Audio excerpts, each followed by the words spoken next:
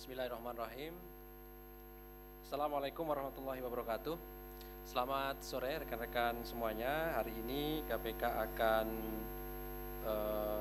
mengumumkan ya, hasil penyidikan yang sudah kami lakukan, termasuk tentu siapa yang ditetapkan sebagai tersangka dan juga dilakukan penahanan pada hari ini, yaitu terkait dengan dugaan tindak pidana korupsi, penerimaan gratifikasi, pengadaan barang dan jasa di pemerintahan Kota Jambi tahun 2016 sampai 2021. Hari ini hadir Pak Direktur Penyidikan, Pak Setio, nanti akan membacakan poin-poin perkembangan dari kegiatan penyidikan dimaksud. Setelah itu nanti kami persilahkan teman-teman bertanya lebih lanjut terkait dengan materi penyidikan ini ya. Jadi kita fokuskan dulu dengan perkara ini, baru kemudian nanti kami juga persilahkan setelahnya teman-teman boleh bertanya terkait dengan penanganan perkara yang dilakukan oleh KPK. Baik, kami silahkan Pak Direktur Penyidikan untuk menyampaikan beberapa poin perkembangan perkara dimaksud. Kami silahkan Pak.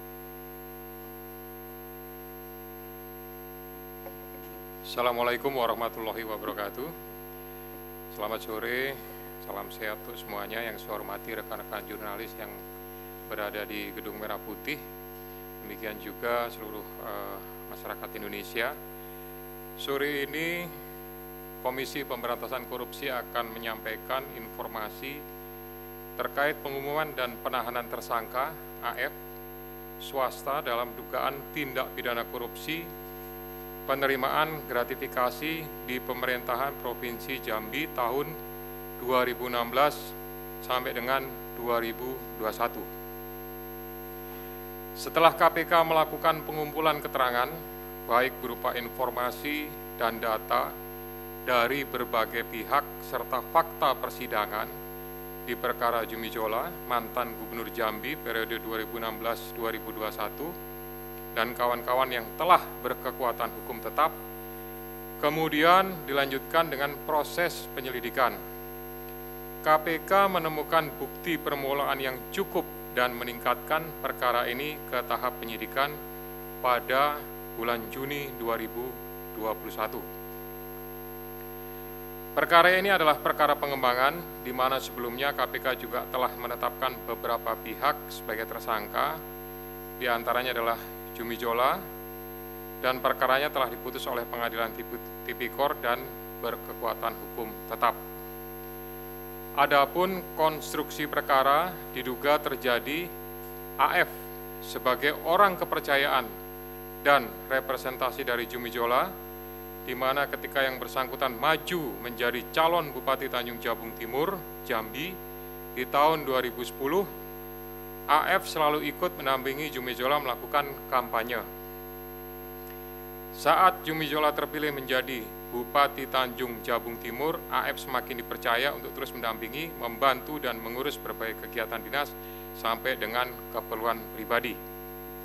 Berlanjut hingga Jumijola terpilih menjadi Gubernur Jambi periode 2016-2021, AF kembali dipercaya untuk mengurus semua keperluan yang bersangkutan, diantaranya mengelola kebutuhan dana operasional dengan cara meminta sejumlah fee proyek dari para kontraktor yang mengerjakan berbagai proyek di Provinsi Jambi.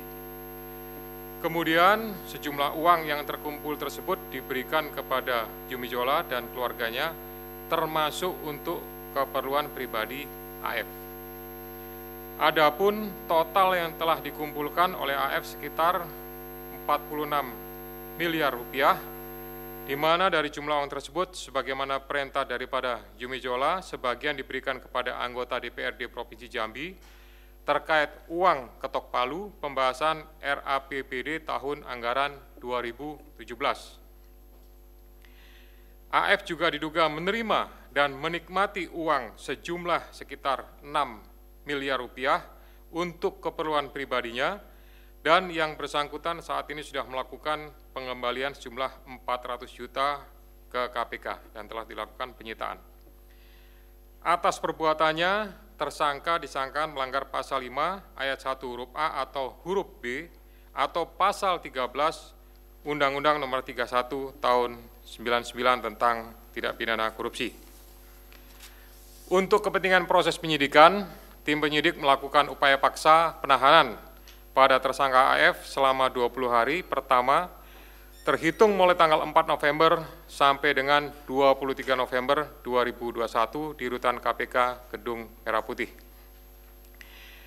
Selanjutnya akan dilakukan isolasi mandiri selama 14 hari sebagai upaya antisipasi penyebaran COVID-19 di dalam lingkungan Rutan KPK dimaksud permufakatan jahat korupsi antara penyelenggara negara dengan pelaku usaha pada pengadaan barang dan jasa seringkali tidak hanya terjadi pada tahap pelaksanaan saja, namun juga sering terjadi sejak pada tahap perencanaan bahkan hingga pengawasan. Suap menjadi modus yang sering dilakukan para pelaku usaha untuk memperoleh proyek dari pemerintah. Konsekuensinya, pelaku usaha akan menurunkan kualitas barang dan jasa yang dihasilkan agar tetap memperoleh keuntungan.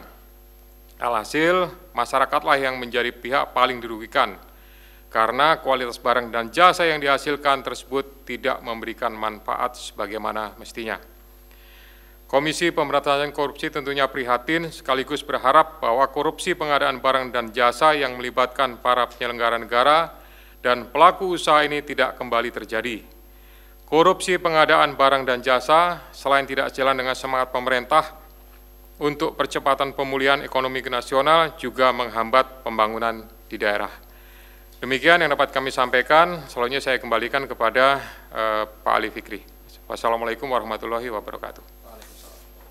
Baik, terima kasih Pak Dirdik yang telah menyampaikan beberapa poin dimaksud. Pada prinsipnya bahwa KPK hari ini mengumumkan dan melakukan penahanan terhadap satu orang tersangka baru dalam perkara dugaan korupsi pengadaan barang jasa di Pemerintahan Provinsi Jambi tahun 2016-2021 atas nama AF.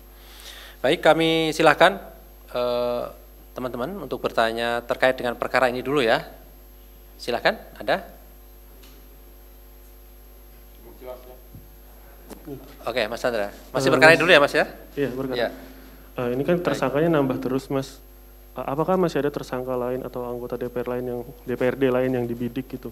Terus kenapa nggak sekalian gitu langsung ditahan semua, atau masih ada bukti-bukti yang dicari dulu atau gimana gitu? Baik, terima kasih. Ada lagi yang terkait dengan ini dulu, baru nanti kami silakan yang lain ya. Satu dulu ya. Baik, terima kasih Mas Chandra. Baik, terima kasih untuk pertanyaannya. Saya sampaikan ya bahwa terkait apakah masih ada tersangka lain, gitu ya. Nah, sebagaimana penjelasan di awal tadi, ini kan melibatkan ada beberapa anggota DPRD. Kalau kita kembali kepada proses yang di awal itu, di situ ada penyelenggara negara, kemudian ada DPRD yang sudah diproses bahkan sudah berkekuatan hukum yang tetap. Nah, tentunya bagaimana dengan DPRD yang lain? Ya, nanti tinggal tunggu waktu saja, yaitu nanti akan ada tindak lanjut yang akan ditangani oleh Kedeputian Penindakan terhadap pihak-pihak terkait lainnya. Kemudian, kenapa kok tidak sekalian saja? Ya, yang pertama tentu selektif prioritas, yaitu penyidik menentukan berdasarkan hasil koordinasi dengan jaksa penuntut umum, mana yang diprioritaskan, mana yang kemudian sudah memenuhi kecukupan alat buktinya, ya itulah yang diprioritaskan. Belum lagi kemudian terhadap penanganan kasus lainnya yang diperlukan segera, gitu. Pastinya tidak hanya berhenti sampai di sini saja, gitu. Ini merupakan bagian daripada strategi saja, gitu ya. Kenapa ini belum, kenapa itu sudah, banyak pertimbangan. Artinya pertimbangan itu bukan karena sesuatu dan lain hal, tapi karena mempertimbangkan dari aspek-aspek yang berkaitan dengan aspek hukum. Demikian, terima kasih.